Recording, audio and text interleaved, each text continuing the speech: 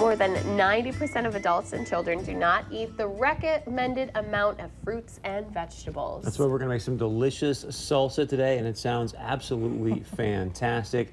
Julie Garden Robinson, is that right, is here with us today? Yes. So welcome back to the show. And this is exactly what you need, Larson, to start cleaning out your system. Some good spicy food. Well, one of the things I was going to say is when you're not feeling the best, your palate's kind of muted a little bit. So this is going to spice it up for me, I think. This will be really good. I'll leave it all for you. Okay. So where do you want to start? Well, let's just talk about fruits and veggies a little bit.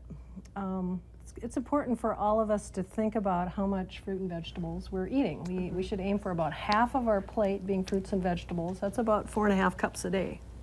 So probably more than most of us ever consume. Yeah. It's a hard thing to do, especially when the kids kind of fight you. I know parents struggle with it, but you got to keep trying and keep pushing it. Invite them in the kitchen, take them to the farmer's market, help them or have them help you harvest your garden. So just get them involved in food, and that really helps. Great idea. So are beans considered a veggie? Beans can either be a veggie or a protein food. Oh, okay. So depending on what you need, of course vegetarians would count them as a protein. And I chose for this a lower sodium variety of beans. So if you look on the can, it says 50% less sodium. So look for that. And the other thing to do to keep your recipe as healthy as possible is to go ahead and drain it and rinse it. And that will take off a lot more. In the case of full sodium, 40% of the sodium. Yeah, that's what I like to do too, just kind of get some of that extra stuff that it sits in the can. Now, is that entire thing over there filled with salsa? Chris wishes. That would be outstanding. Is there anything in there, or is that just for... Do you want a peek in there? Yeah. There's nothing in there. This is a water bath canner. In case you want to make your own home canned salsa, it's important that you acidify the recipe and use a tested recipe. We have a lot of them free on our website, and it's important, like I said, to add bottled lemon juice or vinegar and to follow a recipe. I've been hearing people making some very unsafe recipes. They go on Pinterest, Facebook, websites, and go to a reputable source. So I just brought that along. That's what you need. Yes. If you're going to, you fill it with water and you can the salsa in jars and follow the procedure. Thank you for telling us that. And like you said, you have a lot of people who are getting things out of their garden and they're wondering what to do with it. You want to do safely things with it too. Yes, we have freezing, drying, canning, fermenting. So if you want to make some sauerkraut, you can learn how to do that. Wow. Awesome. Let's make some salsa. All right. Well, I'm going to have you add the first ingredient. So we'll go ahead and start with your onions. That's about a half an onion. It's about a medium tomato. Okay. And our drained, rinsed black beans. And while Christy is adding these ingredients, I'll have you go ahead and juice this lime. Nice. It's about 2 tablespoons of lime. And I can't remember if you like cilantro or not. I'm not the biggest fan, but I know how to pick around it. I've gotten pretty good at that. So you can make this as spicy as you want, depending on the amount of cilantro and peppers that you add. There's about 1 small jalapeno pepper and a half a green pepper, nicely chopped up. And there you go, Chris. I think you got it. You can go ahead and add that lime juice. You know what I'm thinking of is now there's a lot of people watching the football games, getting together. This would be a good option to put out for people too, because it's a little bit healthier and it's a better option for everyone. Boy, it smells good too. Go ahead and stir it up. Okay. There you go. Tastes great with chips. Whole grain crackers as a side dish when you're grilling. So it's a really tasty, colorful. And that's the thing. That looks fantastic. Thing to think about with your veggies is to eat a lot of different colored vegetables. You're eating kale, so that's good in your swamp water. So all those dark green veggies are the ones that we typically miss in our diet.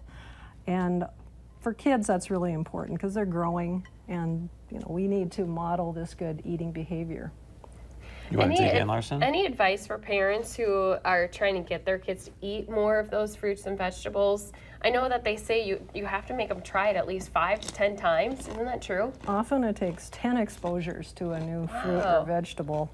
And kids are more likely to eat fruits because they're naturally sweet.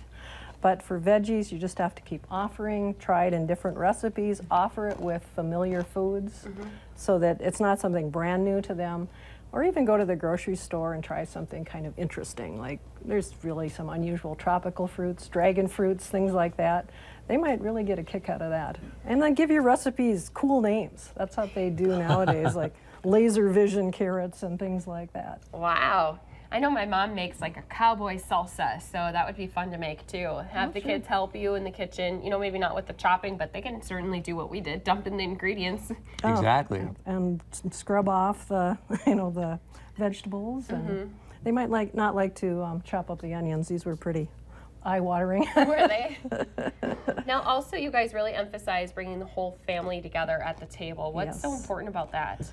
Well, it's important because that's a place where you can role model healthy eating, and we know from research that the more that you eat together, the better your family's diet will be. It's higher in vegetables and fruits and lower in soda and things like that. So it's a good place where you can role model, serve healthy food, and get kids on the right path to good nutrition. And that will suit them for life. Delicious. I loved doing family meals. We always also, just a tip for parents out there, if you can't get your kids to talk after school, at dinner we always had good news, bad news. So what was the best part of your day? What was the worst part of your day? And that kind of helps you stay together as a family and stay connected and know what's going on in your kids' lives too. One thing that we have at NDSU is our family table project we launched way back in January. We're still doing it. And now we're adding some things called POW tunes. So we recorded some kids saying positive messages about family meals, and they're running on radio stations in certain areas of the state. And come and join us on that. You have a family, right? Yeah. So come and join us. You can post a picture of your family eating together. We have monthly contests and an e-newsletter. It's all free. And so where can people go to get these recipes for safe canning, the recipes for this and the family, how they can get involved? The easy way to do it is just Google NDSU Extension Food and follow the links. So we have lots of food preservation materials. Family table, click on that. You can join up and take part in the challenge. Have lots of fun. Good stuff. Awesome. Thank you, Julie, for being here. Delicious. This is refreshing. We appreciate it. Yeah, I like that. It's kind of nice, and that chunky salsa is always good. So stay with us when we come back. We're talking about the local real estate market and much more right after this.